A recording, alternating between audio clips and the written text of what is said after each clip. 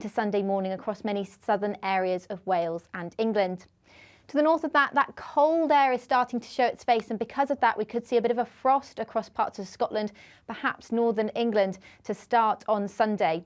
And that cold feel will become more widespread as we head through the rest of the day. Sunshine will also become more widespread, so some decent sunny spells by the afternoon and a much drier day, but still feeling colder. It'll stay cold on Monday, but actually there'll be quite a lot more sunshine around. I'll see you later.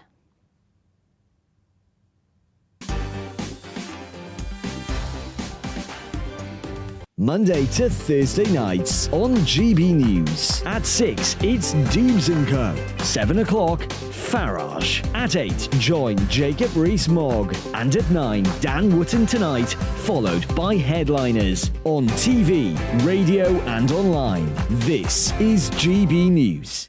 First and foremost, I am a GB News fan, and I was before I was working here. Just love the fact that we're asking the questions that a lot of establishment media won't ask. With a bit of a twist, we not only want to inform you, but we want to keep you entertained. It's worth the drive because you get in and the team's all ready and waiting, they're itching to go, and it's a proper little family. GB News is the People's Channel. It's the audience that makes the programme sing. We're giving our viewers and our listeners a voice. I see the thousands of your letters, tweets, emails, you name it, coming in. Britain is broken.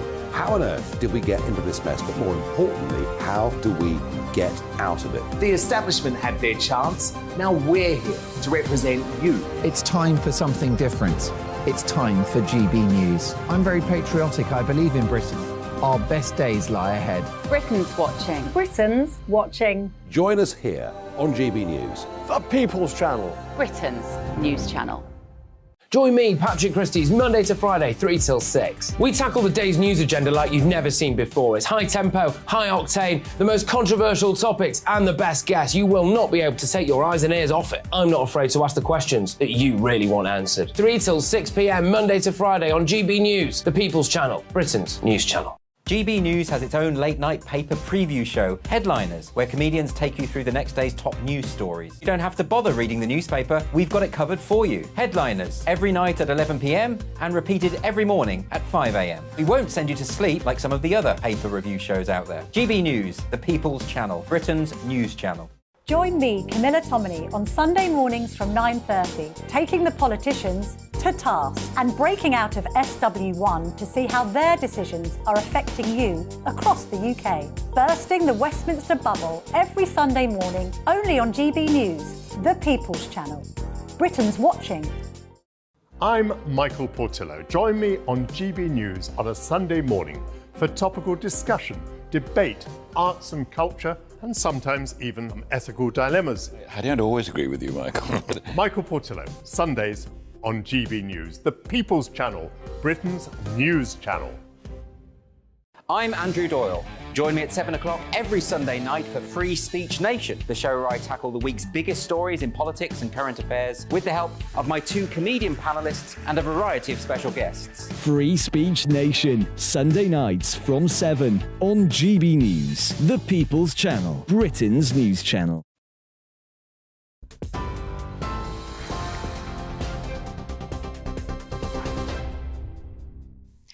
Good evening, I'm Tatiana Sanchez in the GB newsroom. The French president says King Charles visiting France would have lacked sense when protests are happening across the country. Tens of thousands of people have been demonstrating against the government's plan to raise the pension age from 62 to 64. The King and the Queen Consort were due to arrive on Sunday as part of a week-long trip to Europe. But President Emmanuel Macron has defended postponing their first state visit, suggesting instead a date in the early summer. The Windsor Framework has been formally adopted by the UK and the EU. The Foreign Secretary and European Commission chaired a meeting earlier today to sign off the post-Brexit trade agreement for Northern Ireland. That's after MPs voted in favour of the Stormont break, despite continued opposition from the DUP. The Prime Minister has stressed the importance of upholding democratic values during a meeting with his Israeli counterpart. Benjamin Netanyahu is in London as thousands rally in Israel and here against a law that's been approved by his right-wing coalition. Critics say it's designed to shield him from his corruption trial. Rishi Sunak also called for a de-escalation of tensions in the West Bank. Outside Downing Street, demonstrators describe Netanyahu's controversial reforms as unacceptable. Security guards at Heathrow will go ahead with strikes over the Easter holiday after talks over pay have failed. The airport says it has contingency plans in place to deal with the 10-day walkout and keep it running as normal. Heathrow has said it's offered a 10% pay increase to workers.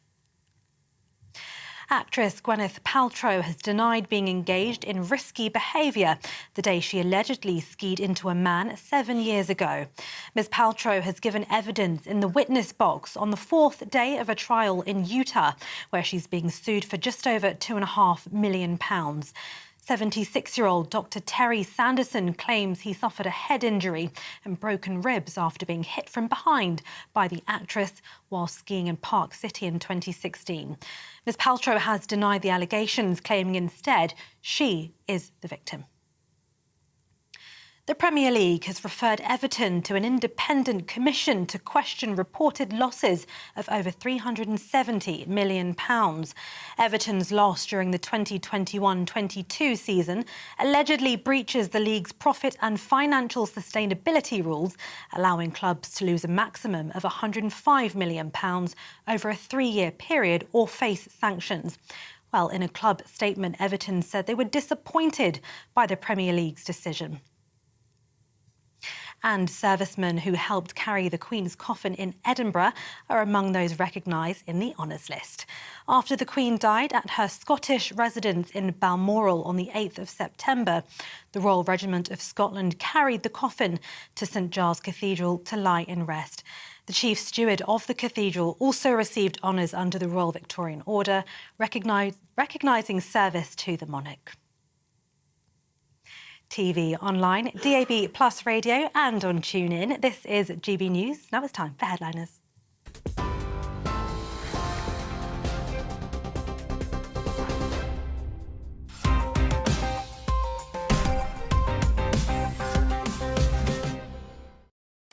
Hello, I'm Andrew Doyle. Welcome to Headliners. And joining me tonight to take you through Saturday's top-tier news stories are two of our top-tier panellists. I've got Josh Howie and Leo Kearse. How are you both? Very well. Very good. Your jackets are getting more and more elaborate, Leo. It's the same jacket. It's just I'm getting more boring. So, I see. So the jackets look more I've never elaborate. seen anyone do double paisley before. Yeah, it can be done. Well, apparently it can be done very successfully. Should it be done, though? That's the question. That's the question. I don't know. You're wearing a pink shirt with a blue jacket. That doesn't even match. Look, we're meant to be getting on. Let's not fight over couture. All right, let's start by looking through tomorrow's front pages. The Daily Mail is leading with Macron surrenders to the mob. The Telegraph, UK reset with EU in disarray as King's visit cancelled. We'll obviously be getting onto this French story in a moment. The Guardian, brutal Offstad regime driving us to quit, warns school heads. And the Times, they're leading with the French story as well. Chaos reigns in France. The Mirror bucks the trend here with NHS, a dental crisis. I was so desperate, I went to Ukraine to get teeth fixed. And finally, the Daily Star with some nonsense about half-baked baguettes causing some kind of global crisis. Those were your front pages.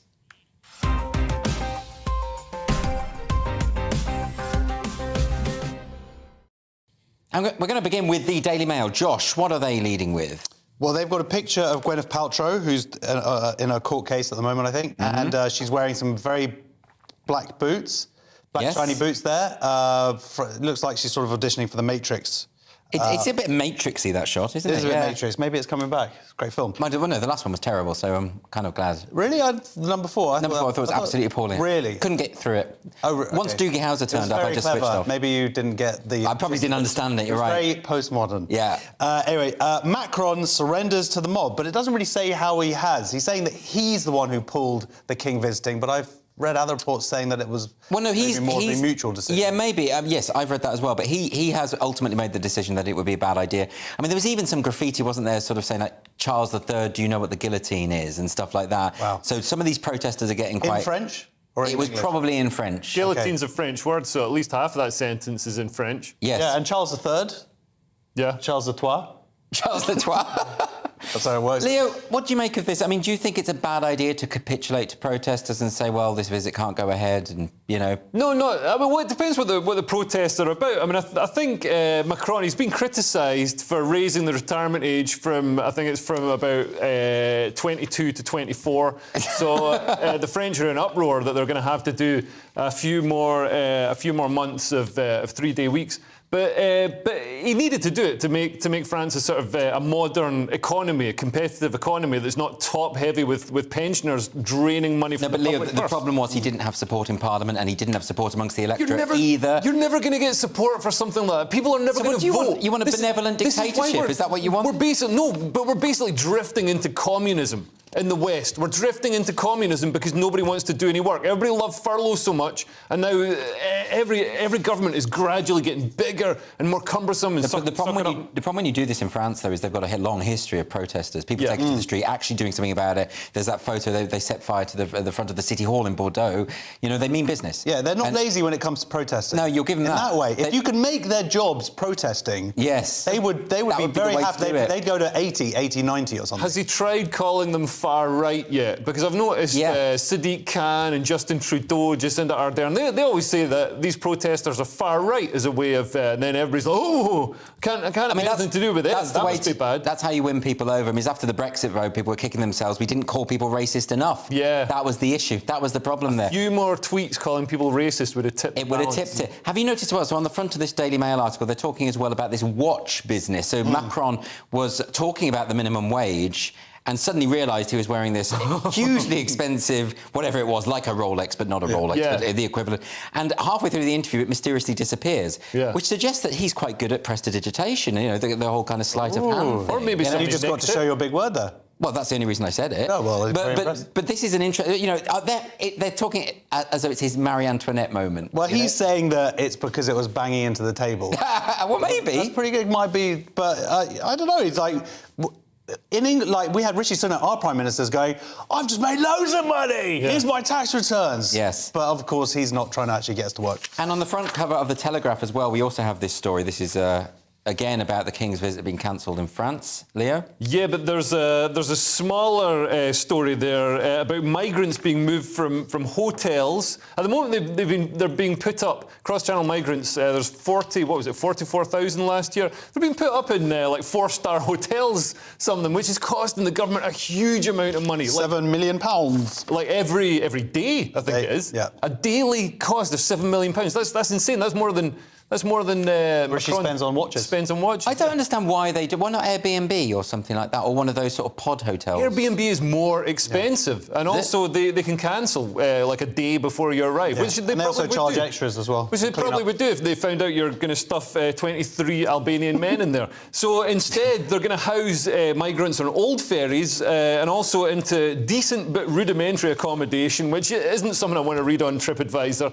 That's a red flag. Well, I don't think you should put them in horrible accommodation, but functional. The thing is, this is on military bases, and it'll be used to house single adult male migrants, which is 99% of them. I don't know why they can't just house them with people on Twitter who say, "Oh, refugees welcome." It's like, if they're welcome, why don't we put them in those people's houses? Gary Lineker have a big house? Couldn't he get? Yeah, exactly. We should commandeer Gary Lineker's house. He's a hero. He had someone for 2 weeks. He did. That's he had true. a student for 2 weeks. Yeah, he probably in for the photo opportunity. Yeah, as soon as the photo, it's like boots him out the door. They're probably in the servants' wing. They were also looking. So they're doing it, I believe, disused ferries. But they were looking at student accommodation and holiday camps. But they decided to not go with them because they need humane accommodation. Yeah, Butlins. That's even too low. That would be against the Geneva Convention. But then what about all those big facilities they built for COVID that never got used? They all got knocked down. The government had to pay to knock them down again. Well, we had to pay to knock them down again. It's ridiculous. But yeah, some of the TikToks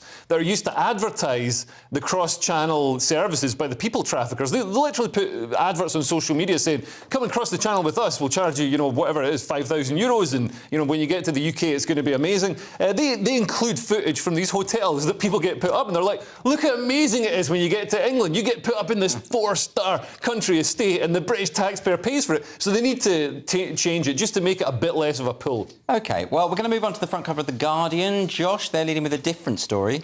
Yes, brutal Offstad regime driving us to quit, warn school heads. So Normally they do these Offstad reports about every 3 to 4 years. Yes. But I think they changed the rules recently where even if you'd had outstanding, you would get maybe investigated a little bit more often. Like, a lot of people were resting on their laurels, is the gist of it. And there's a lot of headmasters, headmistresses, head people who are basically pointing out how stressful it is. And I do appreciate that, but it's also part of your job. There is that, but this, of course, comes off the back of the tragic death of Ruth Perry, who was a head teacher who got an inadequate rating and took her own life. It's a very, very sad story. And it's obviously made people think about, well, what kind of pressure are teachers under when it comes to this? But you're right, in a way. Like, I used to work at a school where when the Offstad thing was announced, suddenly everything was revamped, because we just weren't doing anything right. and this was done very, very quickly. So, you know, yeah, you're right. I mean, it is But part even of the job. parents sort of get called in. It's like, by the way, we've got the Offstad report this week, so could you please just... Oh, we were hiding the thick kids and, like, doing all sorts of stuff. Is that why my kids were sent home? Yeah, I'm sorry about that. Oh, OK, Yeah. that's good to know.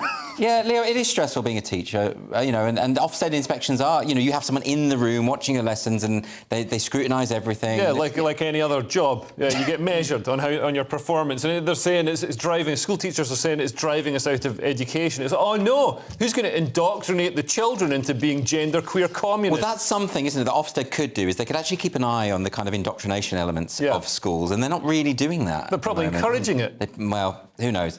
OK, we're going to go on to another paper now. This is the front cover of The Mirror. Totally different story. They haven't gone with France. What are they doing? No, oh, sorry, Leo. It's your Yeah, no worries, Josh. Sorry, man.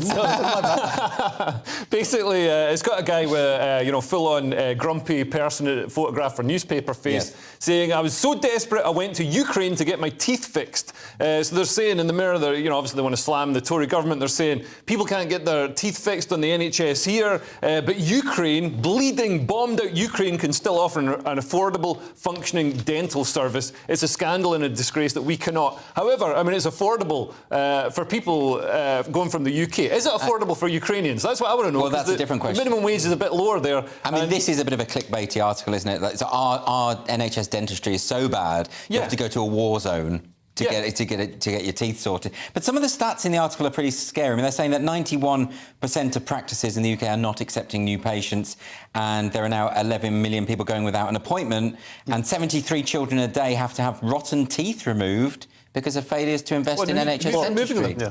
Well, Well, I think with children it's slightly different. I do think that you don't have to pay for them, or at least my dentist. But they kicked me out. I was with them for years.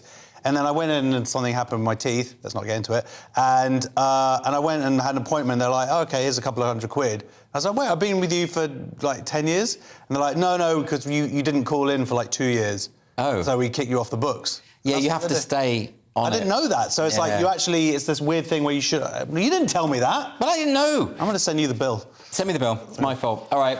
Look, that's the front pages over and done with. But coming up after the break, we've got sex ed, educating Starmer and educating parents. See you in 2 minutes.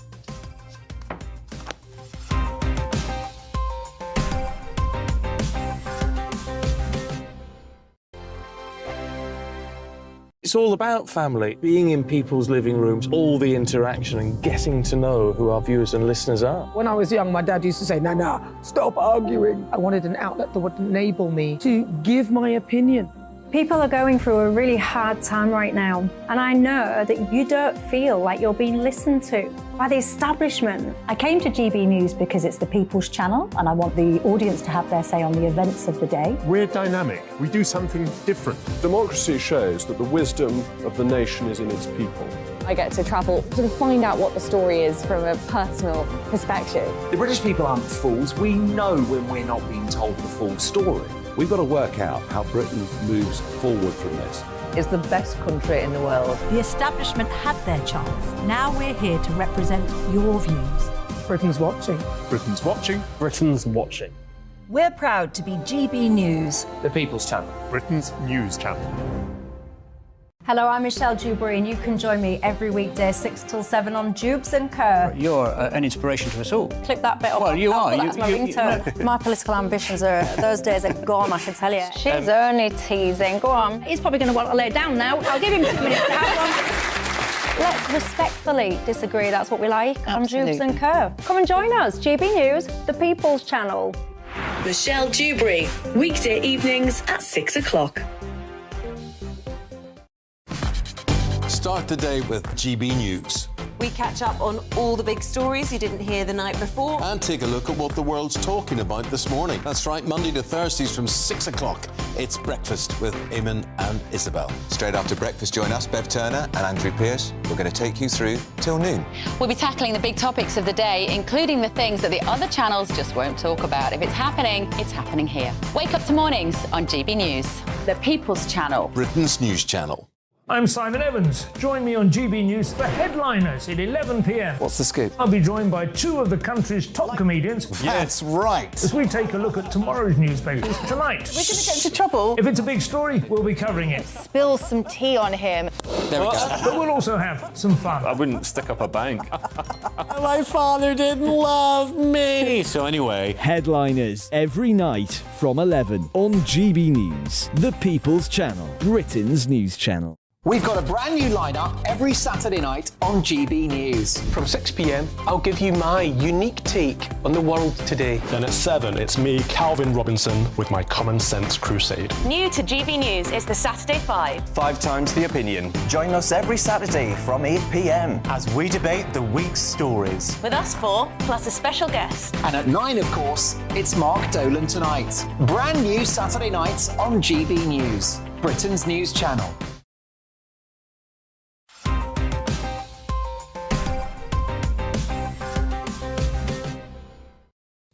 Welcome back to Headliners with me, Andrew Doyle, and the Mark Owen and Robbie Williams to my Gary Barlow. It's Josh Howie and Leo Kearse.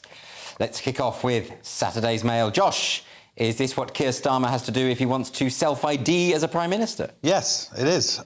If you can't say what a woman is, you will lose the election. Labour strategists warn Keir Starmer he must rule out bringing in gender self-ID or face an SNP-style meltdown. And essentially, I'm glad this is getting more publicity, and I'm glad it's been brought to the fore. It's amazing that it's taken this long for Labour to realise that half of their electorate are women, who might be slightly upset if they have to share jail cells with male rapists and can't compete fairly in sports and various other things. You shouldn't go to jail.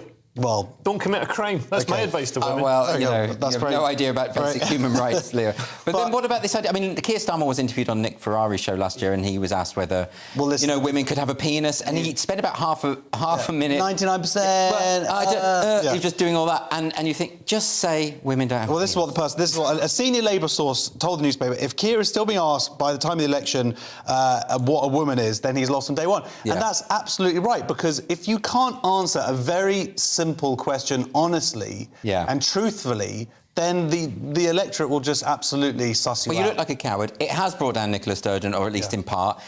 Although I do notice that the Welsh government, Mark Dreyfus, seem to be going the same way. They're like, this totally obliterated the SNP. Let's do what they did.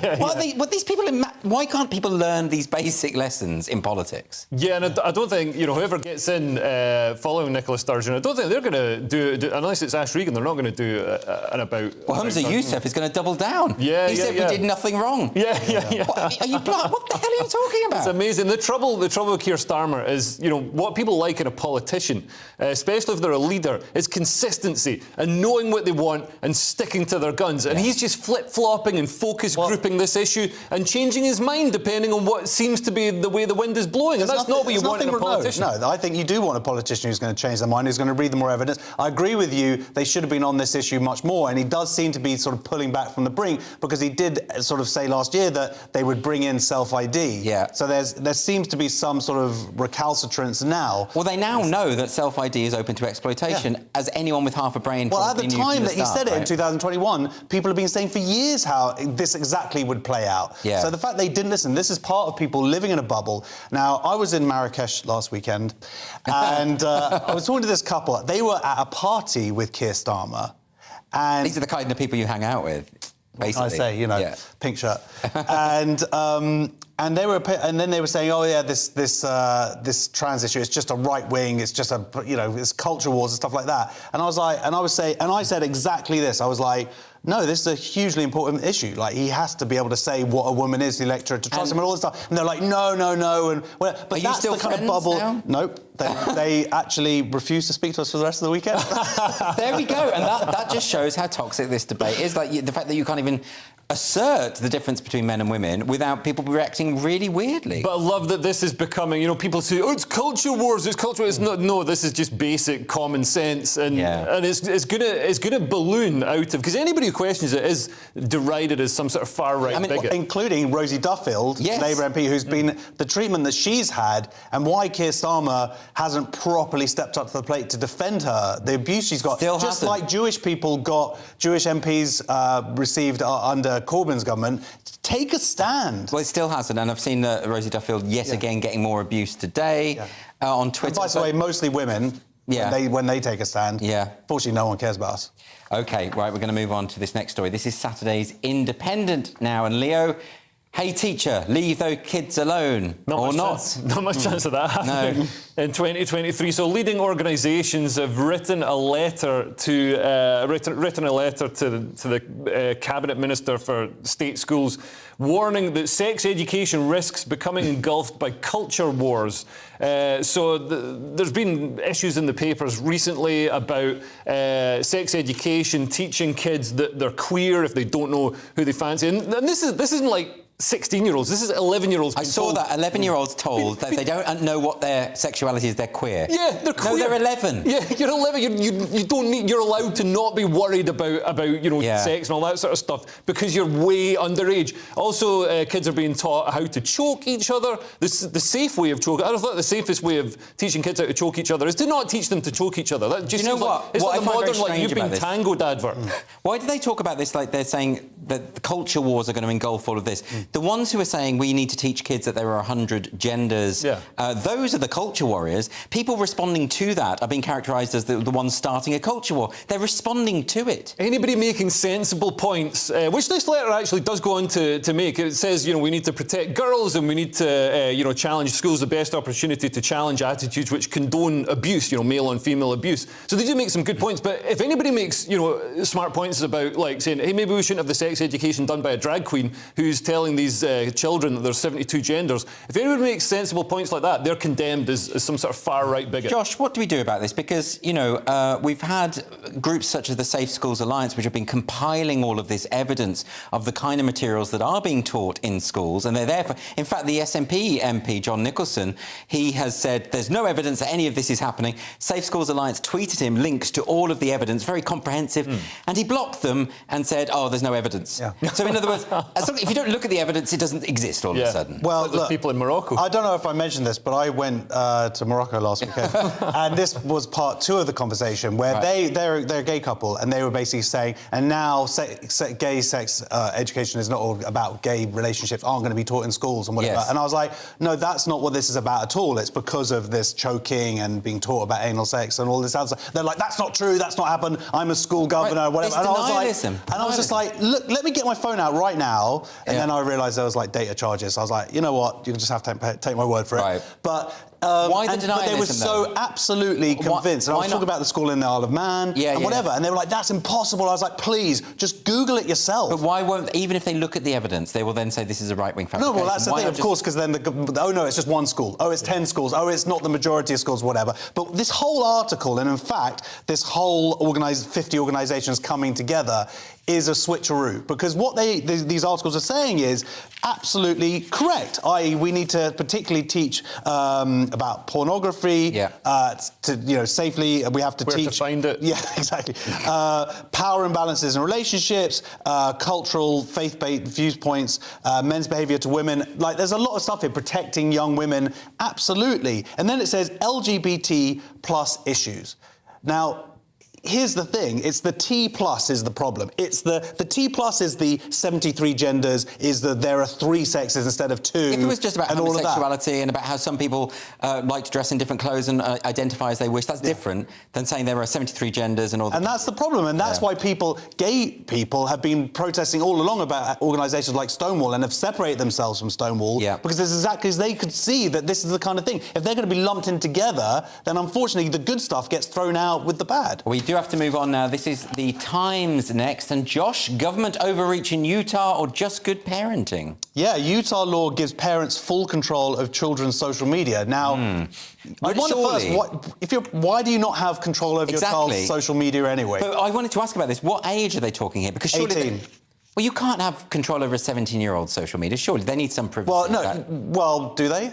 I mean, you're not going to have control. I mean, a 17-year-old's going to work out. 17-year-old's going to work out how to get a burner phone. Is going to work out how VPNs work. Is going to be on Discord and Telegram and all the things. Supposedly, there's lots of stuff like to open an account, you have to prove that you have the permission of an 18-year-old with birth certificates and stuff, which leads to other issues in terms of the data these that can be shared with these companies. They can do anything these days. I had a COVID passport. I didn't get any vaccinations. I had a thing saying I'd been vaccinated with a QR code you could scan. I can't believe you just admitted that on TV. That's not legal. Okay. It's not legal to use it, but luckily I never used it. Oh, there we go. Good backtracking. I just had it for research. So in Utah then, so parents are going to be able to have complete access over everything on the internet that their kids look at, including 17, 18 their social media, TikTok, Instagram and various other, But and also they're not allowed to be, it won't work after 10:30 at night and before 6:30 in the morning, because there is a problem of kids like WhatsApping each other at midnight and bullying and all that stuff. It seems to happen during those times. I completely get the problem, and I think parents do need to be vigilant about what kids are looking at online.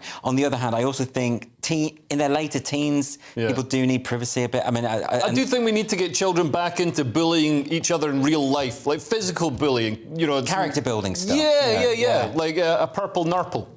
What's that? I don't know. It's the thing I thought of because I thought the other thing might sound racist. Okay. When you twist the arm. Oh, there's the burn. The burn. I don't want to be the second country. I don't want to be the second comedian getting cancelled this week. I think you're allowed to say Chinese burn. I think I think that's allowed. That's a common enough phrase. If anything, it's flattering to the Chinese, isn't it? Because it suggests innovation in the act of. No, never mind. It suggests torture. It does, in fact, suggest torture. OK, right, we're going to move on now to this next story. This is from the Mail. Leo, the message here seems to be, if you don't have an electric car, don't let anyone touch it. Yeah, no, if you do have an electric car, don't let anybody touch it because they get damaged really easily and then they have to get scrapped with just a tiny scratch. So electric cars with just the most minor battery damage are being written off because there's no way of repairing them. And the battery is the most expensive part of the car. It apparently counts for half of the cost of the car. You would have thought this is like Teslas and things like that. Yeah, so you would have thought Elon Musk would have come up with a good... Yeah, in particular, this is the Tesla Y SUV. It's got zero repairability, so it's supposed to be... part of the chassis. It's supposed to be this economic, this environmental thing. You know, you get a Tesla, you're saving the environment, but you drive it for a couple of weeks, you scratch, get a minor ding on the battery. The thing's going to get sent to a scrapyard in Ghana, where the pollutants from the battery leach into groundwater and poison fish. But at least you look like you're helping the environment, and so that's more important than actually helping. You do for 2 weeks until the Tesla gets scrapped. What? Josh? Yeah, I mean, this is an interesting thing because, and the other effect that it has is because petrol and diesel cars, they last. The idea is they last for years. Yeah. So if these vehicles go out of commission at an early stage, then they don't offset the CO2 that it takes to make them. Right. So there is like a double issue here, and also there's insurance premiums, whatever. The point is, just stick to your. Get a normal car. Get a bicycle. Yeah. Okay. Well. Quick break now, but do join us in a few minutes' time when we're going to be talking about why drugs are bad, theatre audiences are bad, and Generation Z are the worst of the lot. See you in a minute.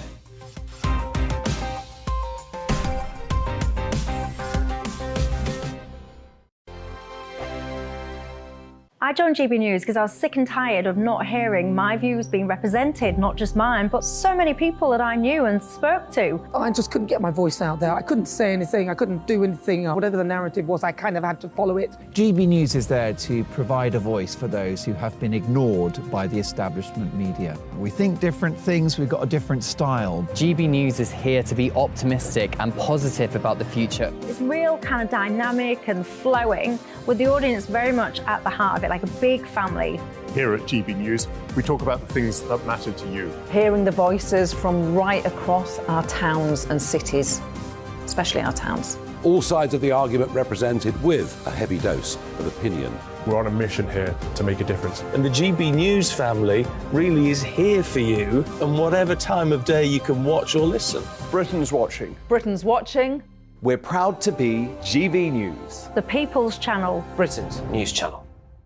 Westminster is going around in ever-decreasing circles, followed by the media. Britain is broken. How on earth did we get into this mess? But more importantly, how do we get out of it. Join me at 7 p.m, Mondays to Thursdays on Farage, here on GB News. We will have open, rational debate. We've got to work out how Britain moves forward from this. Join us here on GB News, the People's Channel. Britain is watching. You've probably seen politicians interviewed 1,000 times, but we do it differently. We find out who they really are, we don't shout, we chat, and hopefully we bring a bit of light, not just heat. Did you know Kate Moss? Apparently. Do you have a pair of jeans or a pair of jeans? No, of course I don't. What would I do with them? My friends are like, oh my God, what's she doing now? Join me every Sunday at 6 for Gloria Meets, only on GB News, the People's Channel, Britain's news channel. I'm Jacob Rees-Mogg, the Member of Parliament for North East Somerset and a former government minister. For years, I've walked the corridors of power in both Westminster and the City of London. I campaigned in the largest democratic vote in our island story. I know this country has so much to be proud of. We need to have the arguments, the discussions on how we make it better. The wisdom of the nation is in its people. Vox Populi, Vox Dei. That's why I'm joining the People's Channel. Join me Monday to Thursday at 8 p.m. on GB News, Britain's news channel. I'm Mark White. As GB News Home and Security Editor, I cover those key issues that are so important to you. Our authorities, our communities doing all they can to combat violent crime. With the public services under unbearable strain, why are we still failing to control our borders? Defence, the first priority of any government, has been continually hollowed out. Can we trust our politicians to protect the armed forces? Join me, Mark White, on GB News.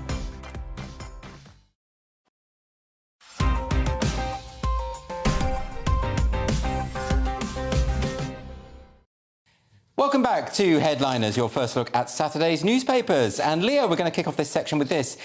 Terrible news in Saturday's Guardian. Looks like I've been taking loads of drugs and drinking for no good reason. Yeah, so drugs and alcohol do not make you more creative, according to research. Not you specifically, Andrew, just people in general. There's this idea, you know, because there's so many artists and writers like Hunter S. Thompson, Charles Bukowski, who take loads of drink and drugs, and people think that fuels their creativity. Josh Howie. But apparently not. No, fuels creativity. No, sorry.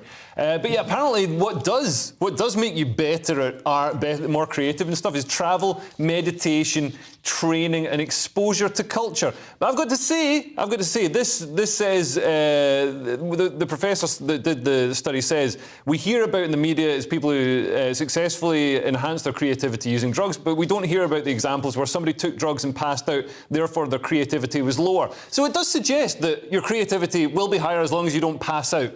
Sometimes, I mean, I agree with the article on generally, because I think if you can't really craft anything if you're drunk. You can't craft a sentence properly. And I've written stuff when I'm drunk, thought it was amazing, and then read it the next morning and binned it rather quickly. You know, I don't think it does. Yeah, but this bit about falling asleep is totally wrong, because that's the best thing you can do for creativity. Yes, that's true. Taking a nap is everything gets solved. Yes. But also, I think it's the idea of what inspires you and stuff. Now, I've never actually taken drugs, but I imagine I'd be a lot more interesting if I had. But there is a guy here this artist, he created 50 self-portraits under different types of drugs. The influence, and one day was lighter fluid, and then the next sentence it says he developed brain damage. That's what happens. Yep, don't do drugs, kids, and you shouldn't be up watching this anyway. Right, the Sun now, and speaking of booze, now we can't drink at the bus stop. Leo. So there's going to be major change to drinking laws, which means you'll be fined if you're caught boozing in certain public places, including bus stops and war memorials. Two of my favourite, as a Scotsman, two of my favourite places to drink. I think this might actually impinge on my rights to practice my cultural traditions. This is appalling. So this is Rishi's crackdown on disorder. There's going to be more on-the-spot fines. He's going to make it quicker, harsher punishments. So, but you already can't drink on the bus or the tube and that sort of thing. We can if nobody tells you off. The solution is a hip flask, you know? Old school gentleman. One of those little gin and tonic cans. Yeah. Glad you've really thought this through. Or do a Diane Abbott and just have like the brazen it out with the mojito, whatever that was. Classy. Yeah. No, I think a little tipple from time to time. There's actually not necessarily yobbish, is it? Yeah. Well, I mean, not when it's you. No, when it's me, sophisticated. When it's refined. Well, I've got a sort of nice, decent Bordeaux. I'd like to see you at a bus stop with your little hip flask. Hello, gentlemen. Or a creme de menthe. Sort of quoting scripture and whatnot. This is someone trying to win an election. Oh, yeah. Here we go. This is but also, why are you just not doing this stuff already? Well, this is the thing. Police don't seem to do this stuff until a politician comes along that needs to win an election and says, listen, why don't we try stopping crime and disorder? And then the police do it for a bit. But aren't there more priorities when it comes to crime and disorder than people just having a beer? Well, no, but this is gateway stuff. And there's something here that is absolutely brilliant. People snared blighting high streets with litter, chewing gum and cigarette ends will be forced into modern-day chain gangs to tidy up communities. 100 billion%.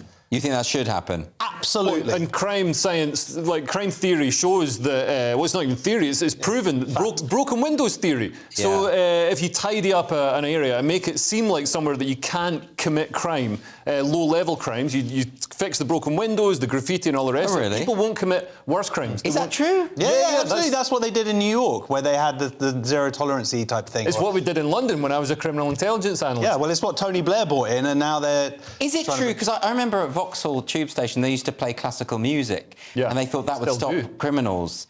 Is that true? Well, except a Stradivarius was stolen the other day, so it attracts the wrong kind of... It's a very funny joke. Anyway, we're moving on now, sticking with The Guardian like an old Trotskyite. And Josh, how are people going to make it through Pretty Woman the musical if they can't look at their phone? Indeed. London theatres may lock up audiences' phones after illicit James Norton photos. You know who James Norton is? So he's an actor who got naked in a play, yes? Yeah, I love how you're pretending you haven't seen these photos. I haven't. I believe he's an actor with a chiselled body. Someone took a photo, maybe? I have not seen the photos. Yeah, right, mate. It's your screensaver. So... Josh. OK. Don't shame me. So, so these photos came out on the Mail Online, even though the audience were told not to film, obviously. And now people who work in the industry are saying that this might lead to people just getting their photos. I think that's a pretty good thing. I went to see a Chris Rock concert, and that's what you did, and they had it. It was very efficient. You put your phones in a pouch. They do this in America. Well, I did a gig in New York recently, and everyone has to put their phones in a locked, sealed pouch. And then you just get it unlocked when you leave. I know the guy that runs Yonder is the company that does it. They're going to do it for Hate and Live at Comedy Unleashed in April the 26th. They're going to lock away. They're going to lock away phones. This could be a good thing, but when it comes to nudity in theatre, I mean, this has always happened. I remember seeing Daniel Radcliffe in Equus, and he got completely naked. But those, and the pictures I took did end up online. And, you know, this sort of thing does happen, doesn't it? Did you say the pictures you took did go online? That was very... It was subtle, wasn't it? It was subtle in there. Very good. But yeah, people filming it, and also people just filming at comedy gigs. Is a massive pain. And especially if you're being heckled, and because you know, in the moment you might say something bad. And also stuff gets taken out of context, as we've seen this week. So a comedian can say something that works in the room, but you film it, rebroadcast it on Twitter 8 years later, and all of a sudden the person looks like a bigot. And also you're trying out new material.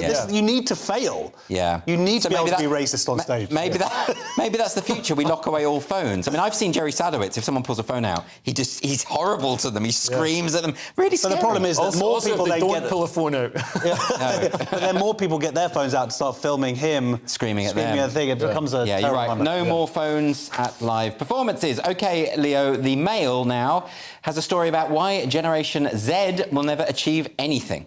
Well, it says, forget a top education or work experience. What you really need for a successful career is good identity capital, according to some Zoomers. What the hell is identity capital? So this is the thing. I assume when I read this that identity capital would be something about like making yourself, giving yourself special pronouns or sexualities, or trying to find some race thing about yourself to tick some sort of diversity box so you can get an Arts Council grant, that kind of thing. Yes. But apparently it's not. It's really just the old school sort of extracurricular interests, hobbies, things that you do outside work that would make you a more interesting, well-rounded person. Yeah, but the way they phrase it in this article, I mean, these Instagram influencers are saying you need to build your brand. Yeah. And that's why you need to read Dickens and Shakespeare and Ibsen. No, you need to read them for their own sake, not to build a brand. It's really annoying. For the pleasure of it. I know, that's the thing, it's so sort of determined, it's so cynical. It's really cynical. It's a book. Nobody's going to read a book for also, pleasure. I disagree. Like, you're 20, they're saying your 20s is the time where you have to build this stuff. Like you say, you're working towards it. No, your 20s is your time to be aimless and stupid. And because later on, you're going to have actual things to do. Start reading books when you're 30. No, that's what Woody Allen did, actually. I think it's reading, just learning to read. I think it's nice they're being aspirational. They want a job, which is nice to hear. You don't hear that a lot from young people, and they want to improve themselves. But why do they have to call it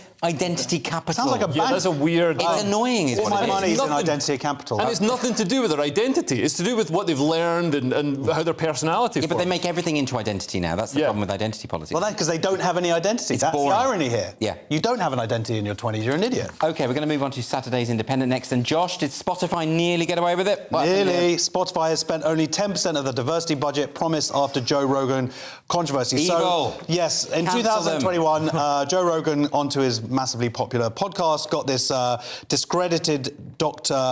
Robert Malone. Now, this is in The Independent, by the way, so it's probably written by Matthew Sweet or something, so we don't know if he was actually discredited or not. But this guy came on and basically said that Americans were hypnotised into wearing masks and getting vaccines. Now, as it turns out that actually masks didn't really do anything. Allegedly, Ofcom. No, that's fair. There's been studies have revealed the cloth masks. Fine. And whether people unnecessarily got vaccines. Vaccines just to keep balance, masks stopped the pandemic and nobody died. Good. There we go. And vaccines say balance. We are the home of balance. Good. Very balanced. And let me just get through here. But from that, everyone kicked off. A bunch of musicians, including Neil Young, Joni Mitchell, basically they were like, we're taking our music from Spotify. How dare you sort of have this... So they were like, no, don't worry about it, guys. Like, we believe in everyone having a voice. So what we're going to do is we're going to invest $100 million to have, like, get more diversity of voices. Yeah. But they've, like I said, they've only spent sort of $10 million dollars of it. Because what are they going to spend it on? Well, I don't know how many people are. It's like they're saying, we're going to introduce people of colour to Spotify. There's already. You think you can get people of colour like Stevie Wonder or Kanye West on Spotify? It was just an empty I like that there's gesture. only two black people you can come up with quickly. My two favourites. Okay. It was, but look, let's be honest. What this was really about is that when like the odd person, was it Neil Diamond you were saying or Neil Young? Neil Young, Neil Young saying I'm going to take all of my music off Spotify. Spotify are not going to then say, oh, okay, then we'll cancel Joe Rogan, the biggest, most popular thing that we've ever had. $200 million contract. Right. So instead they say, well, no, don't worry, Neil. We'll spend some money on diversity. Yeah. It's not related, but it turns out you can't spend it even if you want to. Yeah, exactly. It's a waste of money. They said because they didn't have clear enough objectives, whatever, and so it was shifting priorities behind schedule, whatever. The point is, they said it to appease everybody, then everybody moved on, as the mob does, and now they're like, we just spent 10 million quid. Okay. Got away with it. Right, looking now at the Times, and Leo, it seems like not giving to charity is now anti-racist. Works for me. Apparently so. So one of Britain's wealthiest charities, it's called the Tudor Trust, although it's got nothing to do with Tudor England, as far as I can tell. It was funded by house builders. But it stopped giving out money so that members of its all-white board can learn about white supremacy and colonisation. This is... They've decolonised their charity by removing money for it. Another win. They're going to stop their charitable work so they can sit around and learn about this stuff. And some of the stuff they're doing to sort of promote diversity within the organisation is they've had workshops with black, Asian and other ethnic minority staff on racism and empowerment, and white employees attended separate meetings. So they're already learning about segregation. That's good. Which is an important part of racism. I don't know if they're taking this learning about racism thing the right way. They seem to be learning how to be racist rather than... Well, that's what a lot of anti-racist training does, doesn't it? I mean, ironically. This is getting annoying now, isn't it? Like, I understand that there was a bit of hysteria in 2020 and everyone started saying, we're all institutionally racist, even though we weren't. But now, are these training things still going on? Well, because like there's a diversity officer out there who is making some money from the Tudor Trust. And they're going, like, we made a lot of money with they've done 12 hours of courses or whatever. But you know what, guys? It's still racist. Afraid we've got to do some more courses. Cha-ching! I mean, that is basically what it is, isn't it? Yeah, absolutely. But, of course... It's like a therapist telling you, no, you haven't worked through your issues yet. No, you still love your mother. But then people are suffering. They've got all this money to give, and they're not giving it away to these good causes. I mean, this is something that Leo's gone on a number of times, but I do think these experts, anti-racist trainers who come into the corporation to lecture the white employees and tell them to be less white, we just got to sack all these people. These people are doing nothing for society. Oh, absolutely. They're just dividing everyone more. Worse than that, they're bringing down, like, Silicon Valley Bank. We're seeing corporations being gummed up and brought down by the fact that they're focusing on diversity diversity and stuff. So the person who's in charge of risk at Silicon Valley Bank was instead spending their time organising a month-long LGBTQ awareness. It's like you're not Stonewall. You're supposed to be a bank. Look after the money. It's perfectly straightforward. Just don't be racist and stand up to racism when you see it. Don't start imagining these secret power structures and pay people thousands of pounds to come in and detect them. Yeah. It's as simple as that, really. Anyway, last break now, but do join us momentarily for killer dog robots. And, well, what else do you need? We've got killer robot dogs. See you in 2 minutes.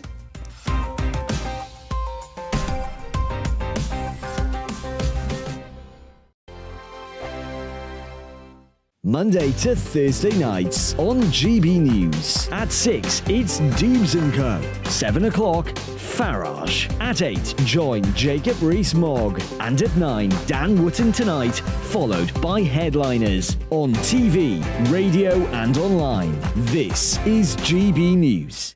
First and foremost, I am a GB News fan, and I was before I was working here. Just love the fact that we're asking the questions that a lot of establishment media won't ask. With a bit of a twist, we not only want to inform you, but we want to keep you entertained. It's worth the drive because you get in and the team's all ready and waiting, they're itching to go, and it's a proper little family. GB News is the People's Channel. It's the audience that makes the programme sing. We're giving our viewers and our listeners a voice. I see the thousands of your letters, tweets, emails, you name it, coming in. Britain is broken. How on earth did we get into this mess? But more importantly, how do we get out of it? The establishment had their chance. Now we're here to represent you. It's time for something different. It's time for GB News. I'm very patriotic. I believe in Britain. Our best days lie ahead. Britain's watching. Britain's watching. Join us here on GB News. The People's Channel. Britain's news channel. Join me, Patrick Christie's, Monday to Friday, 3 till 6. We tackle the day's news agenda like you've never seen before. It's high tempo, high octane, the most controversial topics, and the best guests. You will not be able to take your eyes and ears off it. I'm not afraid to ask the questions that you really want answered. 3 till 6 p.m, Monday to Friday on GB News, the People's Channel, Britain's news channel. GB News has its own late-night paper preview show, Headliners, where comedians take you through the next day's top news stories. You don't have to bother reading the newspaper, we've got it covered for you. Headliners, every night at 11 p.m, and repeated every morning at 5 a.m. We won't send you to sleep like some of the other paper review shows out there. GB News, the People's Channel, Britain's news channel. Join me, Camilla Tominey, on Sunday mornings from 9:30, taking the politicians to task and breaking out of SW1 to see how their decisions are affecting you across the UK. Bursting the Westminster bubble every Sunday morning, only on GB News, the People's Channel. Britain's watching. I'm Michael Portillo. Join me on GB News on a Sunday morning for topical discussion, debate, arts and culture, and sometimes even ethical dilemmas. I don't always agree with you, Michael. Michael Portillo, Sundays on GB News, the People's Channel, Britain's news channel. I'm Andrew Doyle. Join me at 7 o'clock every Sunday night for Free Speech Nation, the show where I tackle the week's biggest stories in politics and current affairs with the help of my 2 comedian panellists and a variety of special guests. Free Speech Nation, Sunday nights from 7 on GB News, the People's Channel, Britain's news channel.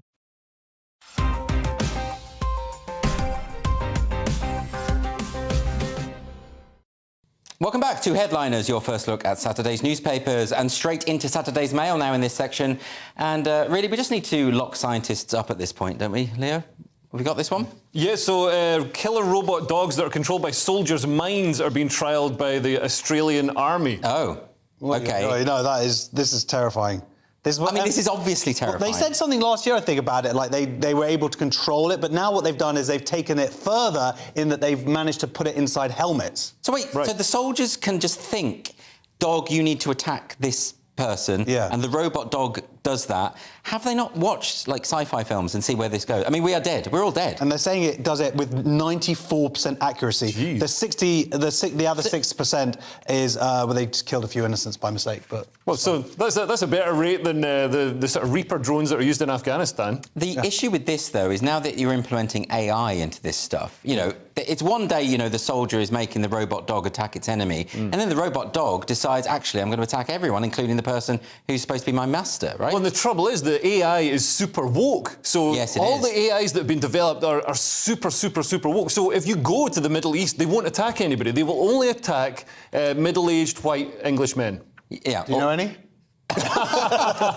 I mean, this is scary stuff, so we're going to have to move on because I'm terrified. On to the Express now. It seems EasyJet have some predictions about future travel. Will they ever invent the ability to be able to move our seats back? Leo? So this is some good science. EasyJet has predicted 3D printed buffet breakfasts and hologram staff by 2070. They've done some sort of futurology. I mean, to be honest, I don't know if you've ever bought food on an EasyJet flight. It's quite expensive. You've got to pay for it in euros, which feels... I thought we voted for Brexit to get rid of that. That's the final step for you, is it? That's when Brexit's done. Is when it's in pay for a bacon sandwich with Leo, euros. what are 3D printed buffet breakfasts? What does that mean? They are probably quite nasty. So what does it mean? It's like It's a like Star nozzle, Trek, isn't it? Maybe. So a fondant, basically a food fondant, comes out of a nozzle and it builds up layers. So say, for example, you've got a cheesecake, it'll put layers of biscuit down and then layers of cheesecake. Just give me a cheesecake. Yeah, well, it would be quicker and easier to just give you a cheesecake. But this way, the fondant, the food, mushed food, can be stored in a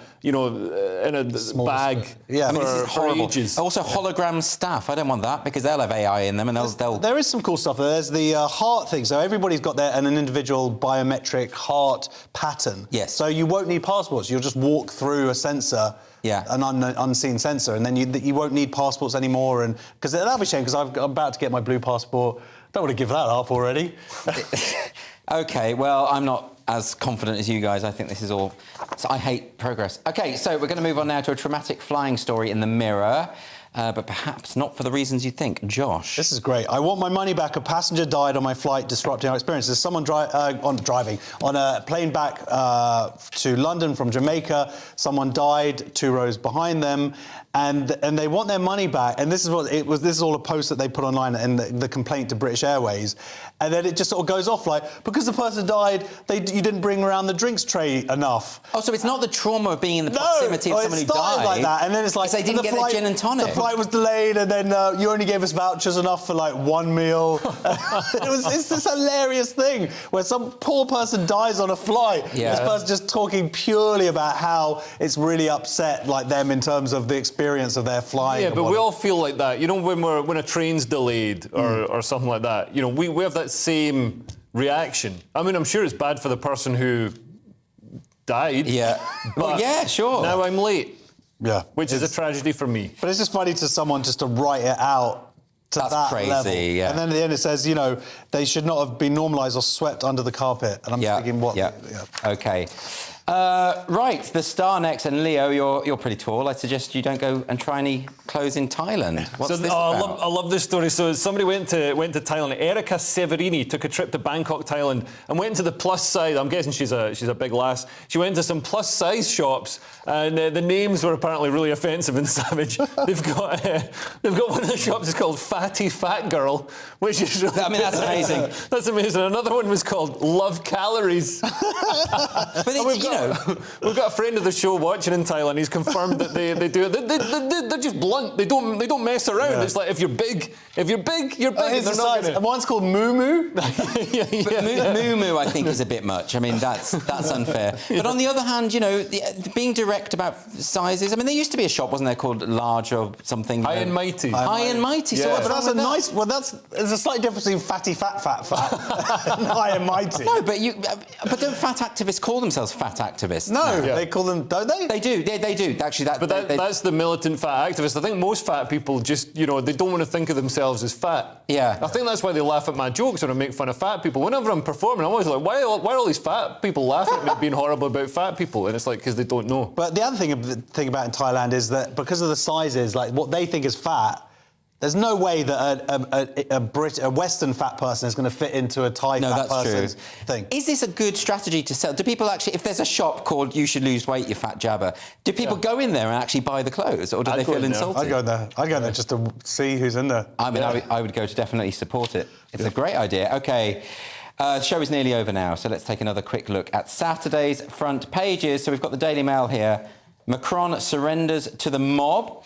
The Telegraph is leading with UK reset with EU in disarray as King's visit cancelled. The Guardian is leading with brutal Offstad regime driving us to quit, warn school heads.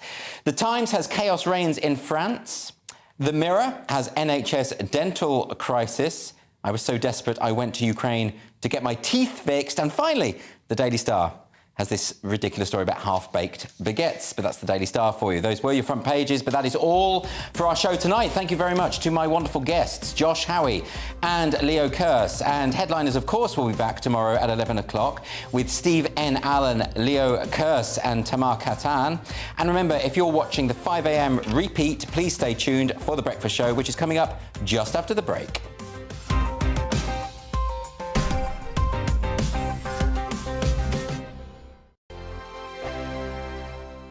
It's all about family, being in people's living rooms, all the interaction and getting to know who our viewers and listeners are. When I was young, my dad used to say, no, stop arguing. I wanted an outlet that would enable me to give my opinion. People are going through a really hard time right now, and I know that you don't feel like you're being listened to by the establishment. I came to GB News because it's